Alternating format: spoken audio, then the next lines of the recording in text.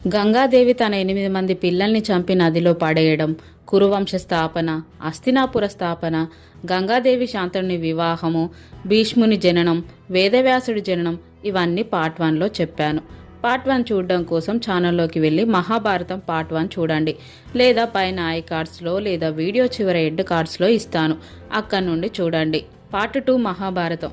విచారంగా శాంతనుడు ఎందుకున్నాడో, తన కోసం తన తండ్రి తీసుకున్న నిర్ణయం ఎంత గొప్పదో తెలుసుకున్న దేవవ్రతుడు ఎలాగైనా తన తండ్రికి సత్యవతినిచ్చి పెళ్లి చేయాలని నిశ్చయించుకున్నాడు.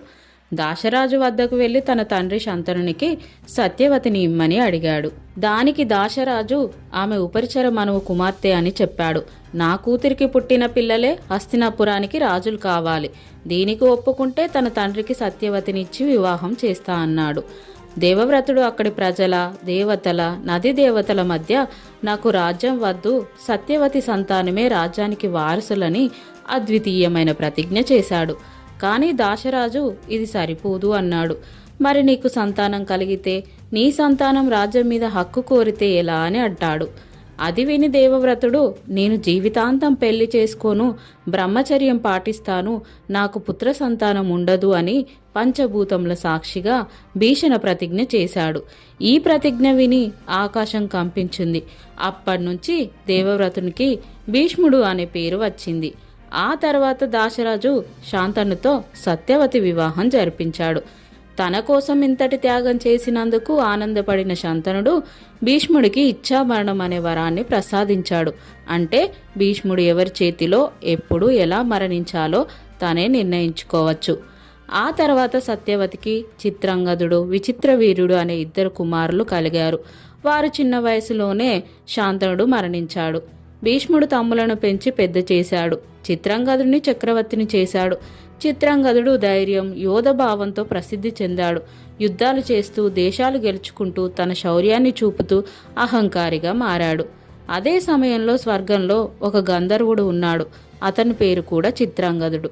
ఒకరోజు ఆ గంధర్వుడు భూమికి వచ్చి, ఈ లోకంలో చిత్రాంగదుడు అనే పేరు నాది ఒక్కటే ఉండాలి, నీకు కూడా అదే పేరు ఉంది కాబట్టి మనిద్దరిలో ఒక్కడే మిగిలాలి, ధైర్యం ఉంటే నాతో యుద్ధం చెయ్యని సవాలు విసిరాడు.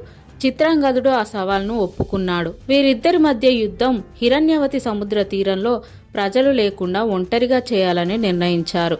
ఈ యుద్ధం 1 రోజు 2 రోజులు కాదు, 3 సంవత్సరాలు జరిగింది. దేవతలు, గంధర్వులు, యక్షులు అంతా ఆ యుద్ధాన్ని ఆకాశం నుండి చూస్తున్నారు. చివరికి గంధర్వుడు శక్తి పెరిగింది. గంధర్వుడు చిత్రాంగదుడిని ఘోరంగా ఓడించాడు. అక్కడే ప్రాణాలు విడిచాడు చిత్రాంగదుడు. ధైర్యం, శక్తి, యోధ స్వభావం ఉన్న యువరాజు. కానీ అతని గర్వం ఆయనను అధమ మార్గంలోకి తీసుకొచ్చింది. ఒక సవాల్కి అంగీకరించి అతడు అంత్యమవుతూ యుద్ధంలో మరణానికి దారి తీసింది.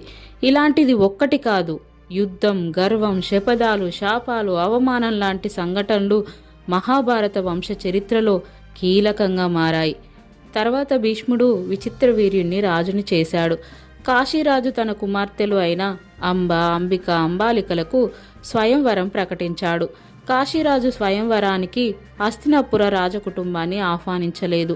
అది అవమానంగా భావించిన భీష్ముడు హస్తినాపుర గౌరవం కోసం స్వయంవరానికి వెళ్ళి అక్కడ ఉన్న యోధుల ఎదుట ఒక్కడే యుద్ధం చేసి అంబ, అంబిక, అంబాలికలను రథంలో ఎక్కించుకొని తీసుకొని వచ్చాడు. హస్తినాపురానికి చేరుకున్న తర్వాత అంబ భీష్మునితో, నేను రాజు శల్వుణ్ణి ప్రేమిస్తున్నాను, అతను నన్ను స్వయంవరంలో ఎంచుకున్నాడు, దయచేసి నన్ను అతని దగ్గరకు పంపండి అని అంటుంది. అప్పుడు భీష్ముడు వేరొకరిని ప్రేమించిన కన్యతో వివాహం తగదని భావించి రథంలో బ్రాహ్మణులను తోడిచ్చి శల్వుని వద్దకు పంపిస్తాడు. అంబిక, అంబాలికలను మాత్రం విచిత్ర వీర్యునికిచ్చి వివాహం చేశాడు. అంబ శల్వుని దగ్గరికి వెళ్ళింది. అతను తిరస్కరించాడు. నిన్ను భీష్ముడు గెలుచుకున్నాడు, నేనెప్పుడూ భీష్ముని ఓడించలేదు, కాబట్టి నిన్ను నేను స్వీకరించను అని చెప్తాడు. అంబ బాధతో తిరిగి భీష్ముని వద్దకు వెళుతుంది. నువ్వే నన్ను తీసుకొచ్చావు, శల్వుడు నన్ను తిరస్కరించాడు, నన్ను నువ్వే పెళ్లి చేసుకోవాలి అంటుంది. కానీ భీష్ముడు, నేను బ్రహ్మచర్య ప్రతిజ్ఞ చేశాను, నేను దాన్ని తప్పలేను అంటాడు. అంబ తీవ్రంగా అవమానంగా భావించింది. ఆవేదనతో, బాధతో, నాకు చేసిన అవమానానికి ప్రతీకారం తీర్చుకునే వరకు నేను శాంతించను, నిన్ను నేను వధిస్తాను భీష్మ, ఇదే నా శపథం అంటుంది. శల్వుని తిరస్కరణ, భీష్ముని అవమానంతో అంబ నిరాశ, కోపం, బాధతో ప్రతీకారానికి సంకల్పం చేస్తుంది. అంబ అడవికి వెళ్లి పరశురామ మహర్షి వద్దకు చేరుతుంది.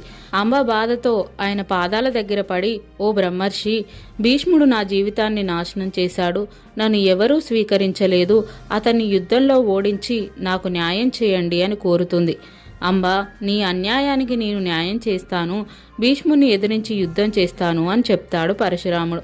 భీష్ముడు పరశురాముని శిష్యుడు, అందువల్ల సాధారణంగా అయితే యుద్ధం చేయడు. కానీ అంబ కోసమే పరశురాముడు భీష్ముని సవాలు చేస్తాడు. ఇద్దరి మధ్య భీకర యుద్ధం జరుగుతుంది. 23 రోజుల పాటు రాత్రింబవళ్ళు నిస్సహాయంగా యుద్ధం జరిగింది. దేవతలు కూడా చూస్తూ ఆశ్చర్యపోతున్నారు. కానీ ఇద్దరి శక్తులు సమానంగా ఉన్నాయి. ఎవరు ఎవరిని ఓడించలేకపోయారు. చివరికి పరశురాముడు ఆపి, భీష్ముని ప్రతిజ్ఞ మహత్తరమైనది, నీకు న్యాయం జరగడానికి మరో మార్గం వెతకమని చెప్తాడు. యుద్ధం విఫలమవ్వడంతో అంబ తీవ్ర కోపంతో తపస్సు చేస్తుంది. చివరికి శివుడు దర్శనమిచ్చి, భీష్ముడు నీ చేతిలోనే మరణిస్తాడు, కానీ ఈ జన్మలో కాదు, తర్వాత జన్మలో శిఖండిగా పుట్టి భీష్ముని అంతానికి కారణం అవుతావు అని వరమిస్తాడు. అంబ తన హృదయం అగ్నిలా కోపంతో రగులుతూ ఉండగా అగ్నిలో దూకి ప్రాణం విడిచింది. కొంతకాలానికి విచిత్ర వీరుడు భోగవిలాసాల వల్ల ఆరోగ్యం క్షీణించి మరణిస్తాడు. ఆయనకు సంతానం లేకపోవడం వల్ల సింహాసనం ఖాళీ అయింది. ఒకరోజు సత్యవతి భీష్ముణ్ణి పిలిచి, రాజ్యానికి రాజు లేకపోవడం హానికరం కనుక నువ్వు పట్టాభిషిక్తుడివై వివాహం చేసుకుని వంశోద్ధారణ చేయమని కోరింది. భీష్ముడు తాను ఇచ్చిన మాట తప్పనని చెప్పి వంశోద్ధారణ కోసం దేవర న్యాయం పాటించమని తల్లికి నచ్చజెప్పాడు. ఉదాహరణగా, పూర్వం పరశురాముని దండయాత్రలో రాజులందరూ మరణించగా వారి పత్నులు ఉత్తమ బ్రాహ్మణుల అందు సంతానం పొంది వంశాలను నిలిపారని చెప్పాడు. అలాగే బృహస్పతి ఒకరోజు తన తమ్ముడైన ఉతద్యుని భార్య మమతపై మనసు పడగా అప్పుడు ఆమె గర్భస్థ శిశువు, దానికి వద్దని అభ్యంతరం చెప్పగా అతన్ని పుట్టుగుడ్డివి కమ్మని బృహస్పతి శపించాడు. ఆ శిశువే దీర్ఘతముడు. అతడు గుడ్డివాడైనా వేదాంగాలను అభ్యసించాడు. అతని భార్య ప్రద్వేషిని. అతనికి చాలామంది పుత్రులు కలిగారు. భార్య అతన్ని ద్వేషిస్తూ ఉండేది. చివరికి ఆమె అతన్ని ఇక భరించలేనని తనని విడిచి వెళ్ళమని చెప్పింది. దీర్ఘతముడు ఆమెపై కోపించి, స్త్రీలు ఎంతటి వారైనా భర్త లేని ఎడల అలంకారహీనులై బ్రతుకుదురుగాక అని శపించాడు. అందుకు కోపించిన ప్రద్వేషిని తన కొడుకులతో చెప్పి వారితో దీర్ఘతముని తాళ్లతో బంధించి నదిలోకి తోసి పడేసింది. అతడు వేదాలు వల్లిస్తూ నదిలో కొట్టుకుని పోతున్నాడు. అది చూసిన బలి అనే రాజు అతన్ని విడిపించి తనతో తీసుకెళ్లాడు.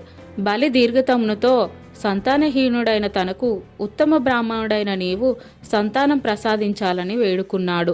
దీర్ఘతముడు అందుకు అంగీకరించాడు. అతని ద్వారా సంతానం కని ఇవ్వమని బలి తన భార్య సుదేష్ణను అడిగాడు.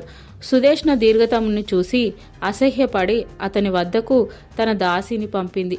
దాసికి అతని వల్ల 11 మంది కుమారులు కలిగారు.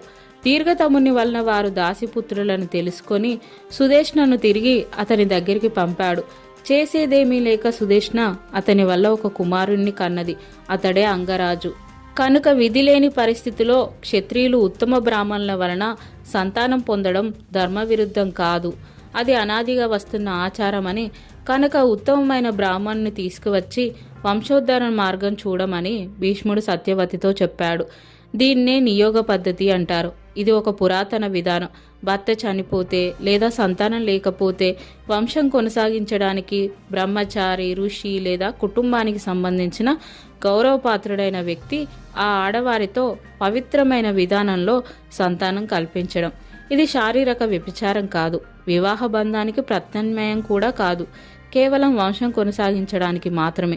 ఇది ఎవరికి ఇష్టం వచ్చినట్టు వాళ్ళు చేసే పద్ధతి కాదు.